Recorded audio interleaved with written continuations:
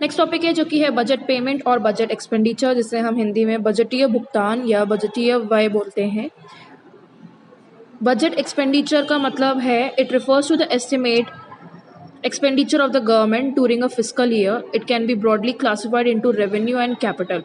Budget expenditure या बजटीय व्यय वो एस्टिमेट एक्सपेंडिचर है सरकार का जो कि खर्च किया जाता है एक फिस्कल ईयर में। इसे दो हिस्सों में बांटा गया है जो कि है रेवेन्यू और कैपिटल एक्सपेंडिचर में। रेवेन्यू एक्सपेंडिचर को हिंदी में राजस्व व्यय बोलते हैं और कैपिटल एक्सपेंडिचर को हिंदी में पूंजीगत व्यय बोलते हैं। रेवेन्यू एक्सपेंडिचर का मतलब है the expenditure of government which does not result in creation of any assets और reduction in liability is called revenue expenditure. ऐसे खर्चे जिसके वजह से कोई असेट या संपत्ति को क्रिएशन नहीं होता, मतलब संपत्ति नहीं बढ़ती और ना ही हमारी लायबिलिटी जो है या दायित्व जो है घटती है, तो ऐसे खर्चे हमारे रेवेन्यू खर्चे या राजस्व खर्चे व्यय कहलाते हैं। ये खर्चे जो है वो normal functioning of government department के अंदर आते हैं। मतलब जैसे जैसे नॉर्मली गवर्नमेंट काम करता है, अपने डिपार्टमेंट अलग अलग डिपार्टमेंट में काम करता है, तो जो अलग अलग खर्चे आते हैं नॉर्मल अपने गवर्नमेंट को चलाने में, सरकार को चलाने में या काम को चलाने में, तो वो नॉर्मल खर्चे हमारे रेवेन्यू एक्सपेंडिचर या राजस्व व्यय कहलाते हैं। इसमें बहुत सारे इंपॉर्टेंट आइटम्स आते हैं अंदर, जो कि है सैलरी, अगर वेतन है सरकार का तो वो, इंटरेस्ट पेमेंट, डिफेंस परचेज, कुछ डिफेंस के लिए कुछ चीज़ें खरीदी है तो वो भी नॉर्मल एक्टिविटी है बिजनेस की। Expenditure on administration, pension, subsidies और स्कॉलरशिप जो है वो हमारी रेवेन्यू एक्सपेंडिचर का अंदर आ सकती है या उसके कुछ उदाहरण हैं। अगर हिंदी में समझे तो वेतन, पेंशन, ब्याज का भुगतान, सरकारी सहायता, देन, रक्षा पर व्यय, छात्रवृत्ति जो है वो रेवेन्यू एक्सपेंडिचर के एग्जाम्पल्स या राजस्व व्यय के कुछ उदाहरण हो सकते हैं। नेक्स्ट है कैपिटल एक्सपेंडिचर, जिसे हिंदी में पूंजीगत व्यय बोलते हैं।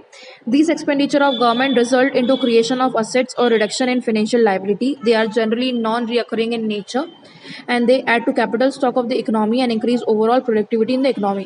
तो ऐसे खर्चे जो सरकार द्वारा किए जाते हैं और उससे असेट्स जो है या तो वो बढ़ती है सरकार की या उनकी जो लाइबिलिटीज़ है वो कम होती है, दायित्व जो है वो कम होती है, तो ऐसे खर्चे हमारे पूंजीगत व्यय या कैपिटल एक्सपेंडिचर कहलाती है। ये नॉर्मली जो है एक नॉन रिकरिंग नेचर का होता है, मतलब ये बार बार नॉर्मल कोर्स ऑफ एक्टिविटी में नहीं होता, नॉर्मल कोर्स ऑफ बिजनेस में या वर्किंग में नहीं होता। ये कभी कभी होने वाली चीज़ें जो है, कभी कभी होने वाले खर्चे जो हैं वो कैपिटल एक्सपेंडिचर कहलाते हैं। अगर कैपिटल एक्सपेंडिचर के खर्चे देखें तो हो सकते हैं investment in share, construction of dam, repayment of loan, expenditure on land and building, loan to state government and construction of road, metro और फ्लाईओवर एक्सेट्रा।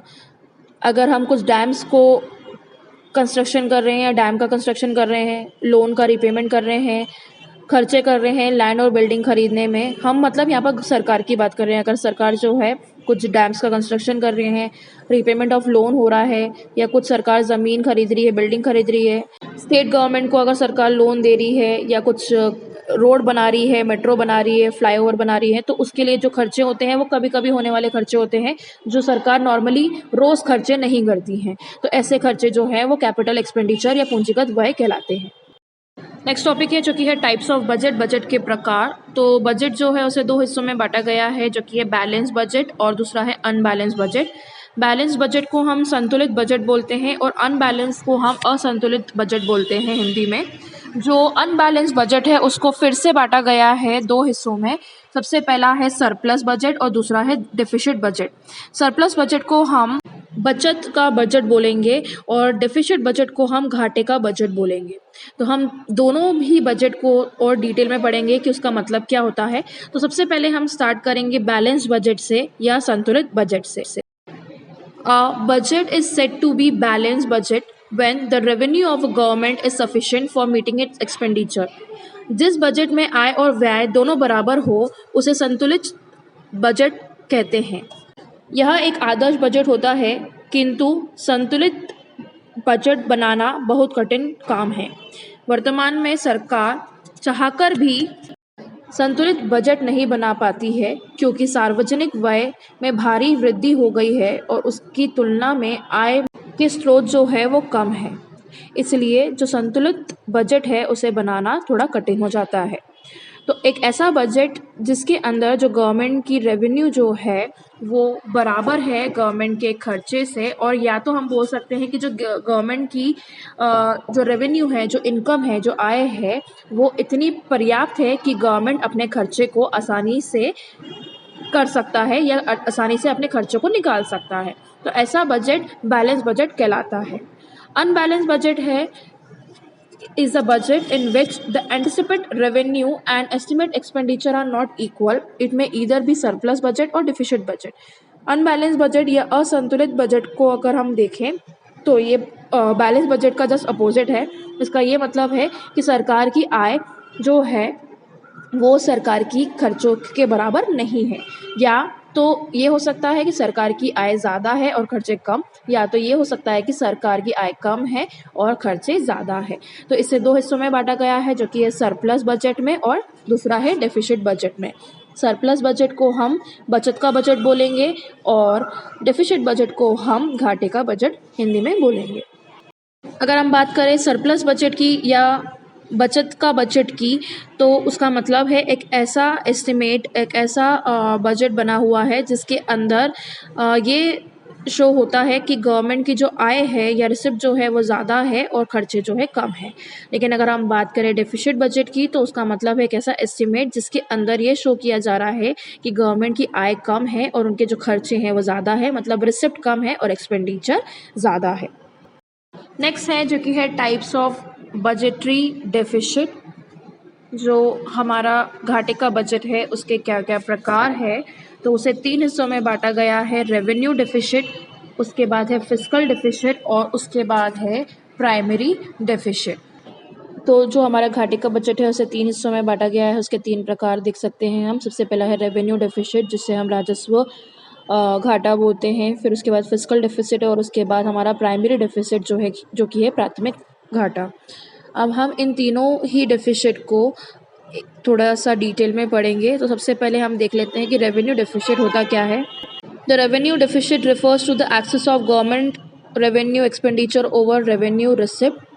इसका मतलब है कि रेवेन्यू डेफिसिट ये बताता है कि गवर्नमेंट की जो रेवेन्यू एक्सपेंडिचर है वो ज़्यादा है गवर्नमेंट की रेवेन्यू रिसिप्ट से, मतलब राजस्व व्यय जो है वो ज़्यादा है और राजस्व प्राप्ति जो है वो कम है, मतलब खर्चे जो हैं वो ज़्यादा है और जो इनकम जो है वो कम है। तो ऐसे डेफिसिट को हम रेवेन्यू डेफिसिट कहते हैं।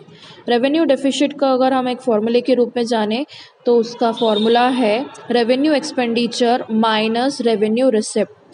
कुल हमारी जो राजस्व व्यय है उसको हमारे राजस्व प्राप्ति से माइनस कर दे, या राजस्व प्राप्ति से राजस्व व्यय को माइनस कर दे, तो हमारा रेवेन्यू डेफिसिट या राजस्व घाटा निकल जाएगा। नेक्स्ट टॉपिक जो है जो कि है इसका इम्प्लीकेशन। जो हमने अभी रेवेन्यू डेफिसिट पढ़ा है उसके क्या क्या इम्प्लीकेशंस हो सकते हैं वो देख लेते हैं। तो सबसे पहला है it implies that government is using saving from other sectors of the economy to finance a part of its consumption expenditure.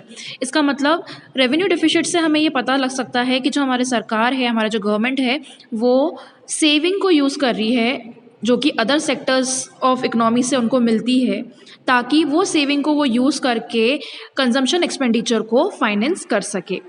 Next है it also implies that government has to finance this deficit by capital receipt, that is it indicate the amount required to be borrowed. ये चीज़ और बताती है कि government जो है या सरकार जो है उनको कहीं ना कहीं से फाइनेंस अरेंज करना पड़ेगा या कुछ बोरो करना पड़ेगा, उधार लेना पड़ेगा। नेक्स्ट है a high revenue deficit gives a warning signal to the government to either cut down the expenditure और इंक्रीज इट्स रेवेन्यू। अगर हाई रेवेन्यू डेफिसिट हो जाता है तो वो एक गवर्नमेंट को वार्निंग सिग्नल देती है कि या तो आप अपनी खर्चे जो है, एक्सपेंडिचर जो है, जो खर्चे जो है उसको कम करें, या अपनी जो इनकम है या रेवेन्यू है या आय है उसको बढ़ाएं। As a result of this deficit, government often reduce productive capital expenditure or welfare expenditure, which would mean lower growth and adverse welfare implications. इसी की वजह से गवर्नमेंट क्या करती है, इसको कम करने के लिए वो जो प्रोडक्टिव कैपिटल एक्सपेंडिचर होता है या कुछ वेलफेयर एक्सपेंडिचर होता है, इकोनॉमी की वेलफेयर करने के लिए जो खर्चे किए जाते हैं उसको वो कम कर देती है, जिसके वजह से जो इकोनॉमिक ग्रोथ है वो कम हो जाती है और इसके एडवर्स इफेक्ट दिखने पड़ते हैं इकोनॉमी के अंदर। नेक्स्ट टॉपिक है जो कि है फिस्कल डेफिसिट। फिस्कल डेफिसिट का मतलब देख लेते हैं। The fiscal deficit refers to the excess of all the anticipated government expenditure both revenue or capital account over the anticipated government receipt in the year both on revenue and capital account except borrowing। मतलब government की total expenditure में से अगर हम total receipt को minus कर देते हैं तो फिस्कल डेफिसिट निकल जाता है। गवर्नमेंट जितने भी अपने खर्चे करती है उसका हम क्या करेंगे, कुल निकालेंगे। उस कुल खर्चे में से कुल आय, कुल रिसिप्ट या जो भी उनको रिसीव हो रहा है उसको हम माइनस कर दे तो एक इकोनॉमी की फिस्कल डेफिसिट जो है वो निकल जाती है। इसके कुछ इम्प्लीकेशंस दिए हुए हैं नीचे, फिस्कल डेफिसिट से क्या हो सकता है। तो सबसे पहला है it highlights the borrowing requirement of the government. ये बताता है कि गवर्नमेंट की कितनी बोरोइंग रिक्वायरमेंट है, कितना उनको पैसा चाहिए कहीं या कितना फाइनेंस उनको चाहिए। नेक्स्ट है इट इज़ अ की variable in judging the financial health of public sectors and the stability of economy. इससे हम ये पता कर सकते हैं कि हमारी इकोनॉमी की, अर्थव्यवस्था की स्टेबिलिटी कितनी है और फिनेंशियल हेल्थ हमारे पब्लिक सेक्टर का क्या है। The country is caught in a debt trap as the government resort to the borrowing again and again, sometime for the repayment of loan and sometime for the regular interest payment। अगर हमारा fiscal deficit ज़्यादा है तो उस time पे हम ये पता कर सकते हैं कि हमारी जो कंट्री है उसमें जो सरकार है वो कर्जे में डूबी है और ज़्यादा से ज़्यादा वो बोरोइंग करती जा रही है और जो वो बोरो कर रही है या उधार ले रही है या तो वो रीपेमेंट करने के लिए कर रही है लोन की या किसी इंटरेस्ट का पेमेंट करने के लिए कर रही है। The dependence on the other country increases when the government borrows from the rest of the world. अगर हमारी जो सरकार है वो लोन का या ऋण का रीपेमेंट करने के लिए उधार लेती है किसी और कंट्री से तो उस टाइम पे ये शो हो सकता है कि हमारी कंट्री जो है दूसरी कंट्री पे ज़्यादा डिपेंडेंट है क्योंकि हम ज़्यादा से ज़्यादा लोन जो है दूसरी कंट्री से ले रहे हैं। The borrowing from RBI requires RBI to print more currencies. It increases the circulation of money supply in the economy and causes inflations। Borrowing अगर हम आरबीआई से कर रहे हैं तो आरबीआई को ज़्यादा से ज़्यादा जो नोट है, जो करेंसी है उसको प्रिंट करना पड़ेगा, जिसकी वजह से जो मनी सप्लाई है इकोनॉमी के अंदर वो ज़्यादा सर्कुलेट होगी और इन्फ्लेशन उस कारण आ जाएगा। Finally the burden is pass on the future generation in the form of more tax. और इसी के वजह से ये हो सकता है कि जो बर्डन है, जो भार है वो फ्यूचर जनरेशन मतलब आगे के जो जनरेशन आने वाली है उनके ऊपर आए और वो जनरेशन के ऊपर भार किस फॉर्म में आ सकता है, टैक्स के फॉर्म में आ सकता है कि हो सकता है कि फ्यूचर जनरेशन जो आए उनके ऊपर ज़्यादा से ज़्यादा टैक्स लगे और वो उनके ऊपर एक बर्डन बन जाए। नेक्स्ट है जो कि है प्राइमरी डेफिसिट। उसको हम देख लेते हैं उसका मतलब क्या होता है। प्राइमरी डेफिसिट्स अगर हमें निकालना है तो हमें क्या करना पड़ेगा, फिस्कल डेफिसिट्स में से अगर हम इंटरेस्ट पेमेंट जो है वो माइनस कर दे तो एक प्राइमरी डेफिसिट एक कंट्री की निकल जाती है। तो गवर्नमेंट को क्या चाहिए रहता है, उधार कभी कभी वो लेती हैं ताकि वो क्या कर सके, जो उन्होंने लोन लिया है, जो इंटरेस्ट लिया है उसको पे कर सके, उस लोन के ऊपर जो भी इंटरेस्ट बन रहा है उसको पे कर सके। तो प्राइमरी डेफिसिट जो है वो एक तरीके से ये शो करती है गवर्नमेंट ने कितनी बोरो करी है अलग अलग पर्पसेस के लिए और वो जो उन्होंने बोरो किया है वो कहाँ कहाँ यूज़ हो रहा है करंट ईयर में। तो अगर हम प्राइमरी डेफिसिट को कैलकुलेट करना चाहते हैं तो हम कैसे कैलकुलेट कर सकते हैं, फिस्कल डेफिसिट में से इंटरेस्ट पेमेंट को माइनस कर देंगे तो प्राइमरी डेफिसिट जो है एक इकोनॉमी की, एक कंट्री की आ जाएगी। नेक्स्ट टॉपिक है जो कि है इम्पोर्टेंस ऑफ गवर्नमेंट बजट। जो हमारी सरकारी बजट है उसका क्या क्या महत्व है, क्या क्या इंपॉर्टेंस है वो हम देख लेते हैं। तो सबसे पहले नीचे यहाँ पर लिखा हुआ है हेल्प एंड इकोनॉमिक कंट्रोल। जो गवर्नमेंट बजट होता है या जो सरकार एक बजट पेश करती है वो बजट जो है वो एक इकोनॉमी को कंट्रोल करने में मदद करती है। Provide economic stability. बजट से एक इकोनॉमिक स्टेबिलिटी एक कंट्री के अंदर आती है क्योंकि बजट से हमें ये पता चलता है कि कौन सी चीज़ में कहाँ पैसा लगा है और कितना पैसा यूटिलाइज होगा, तो इसकी वजह से एक इकोनॉमिक स्टेबिलिटी भी प्रोवाइड की जाती है। नेक्स्ट है determination of working area of officers. Working areas कहाँ कहाँ पर है ऑफिसर्स का वो बजट के द्वारा हमें पता चल जाता है और उनको कितनी सैलरीज दी जा रही है, क्या बजट रहेगा, उनका क्या काम करने का रहेगा, वो सब इसके अंदर मालूम पड़ता है। Profit from public sector undertaking. Budget जो गवर्नमेंट पेश करती है उससे हमें ये भी मालूम पड़ता है कि प्रॉफिट जो है पब्लिक सेक्टर अंडरटेकिंग का वो कितना आ रहा है और क्या लाभ उनको हुआ है। Knowledge of foreign exchange, budget से फॉरेन एक्सचेंज के बारे में भी हम पता कर सकते हैं। Coordination in sources of taxes and non tax revenue, कहाँ से टैक्स जो है सोर्सेज ऑफ टैक्स आ रहा है या नॉन टैक्स रेवेन्यू जो है उसके बारे में भी हम इसमें जान सकते हैं। गवर्नमेंट की पॉलिसीज़ के बारे में भी जान सकते हैं कि गवर्नमेंट ने क्या क्या नीतियाँ बनाई हैं, क्या क्या पॉलिसीज़ बनाई हैं एक इकोनॉमी को बेटर करने में या इकोनॉमी की ग्रोथ को बढ़ाने में। उसके बाद है helps to know effect of government activities, ये हमें ये भी बताता है कि गवर्नमेंट ने कितनी एक्टिविटीज़ की हैं, उनकी क्या क्या गतिविधियाँ हैं एक इकोनॉमी को चलाने के लिए, कंट्री को चलाने के लिए। तो ये सब जो चीज़ें हैं वो हमें गवर्नमेंट बजट से पता कर सकते हैं और इसके द्वारा हम ये जान सकते हैं कि जो कंट्री है वो किस ग्रोथ पे चल रही है या उसकी क्या ग्रोथ है या इकोनॉमिक स्टेबिलिटी कितनी है। नेक्स्ट टॉपिक है why deficit budget is good budget. Deficit budget को एक अच्छा बजट क्यों बोला जाता है, तो उसको हम देख लेते हैं। अ deficit budget occurs when expenditure exceed revenue. Deficit budget कब निकलता है, जब हमारा एक्सपेंडिचर जो है वो रेवेन्यू से ज़्यादा है। इसका मतलब कि जो गवर्नमेंट के खर्चे हैं वो ज़्यादा है इनकम से, तो वो एक डेफिसिट बजट कहलाता है। It is an indicator of financial health of the economy, as in this situation the government is spending more on public welfare activities and public utility service. ये हमें बताता है कि जो खर्चे सरकार के हैं वो ज़्यादा है और उनकी इनकम कम है, लेकिन जो सरकार खर्चे कर रही है वो पब्लिक वेलफेयर के लिए कर रही है, जन कल्याण के लिए कर रही है और पब्लिक की सेवा करने के लिए कर रही है। Objective of this type of budget is to promote social welfare on the one hand and to impose less taxation on the general public on the other hand. इसका उद्देश्य ये है कि जो भी बजट डेफिसिट बजट के अंदर आता है या उस अकॉर्डिंग होता है, तो उसका ऑब्जेक्टिव ये रहता है कि सोशल वेलफेयर जो होना चाहिए कंट्री में वो हो, गवर्नमेंट ज़्यादा से ज़्यादा सोशल वेलफेयर करे और साथ ही साथ जो लोगों के ऊपर टैक्सेशन लग रहा है वो उसमें कमी आए। Usually, government has to prepare a deficit budget as the estimate expenditure cannot be covered by the revenue earned from taxation. In present time, deficit budget is considered as a good because huge amount of funds are required for economic planning, which can only be arranged by deficit budget.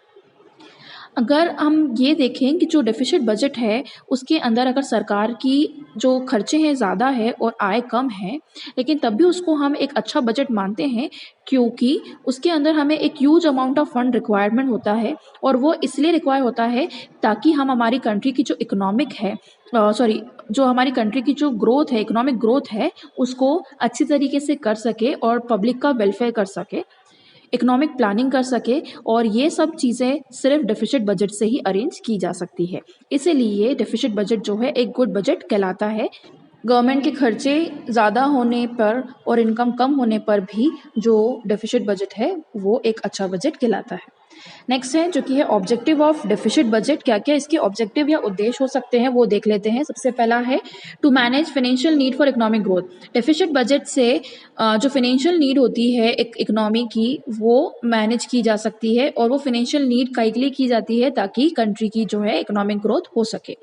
To establish economic stability in the economy.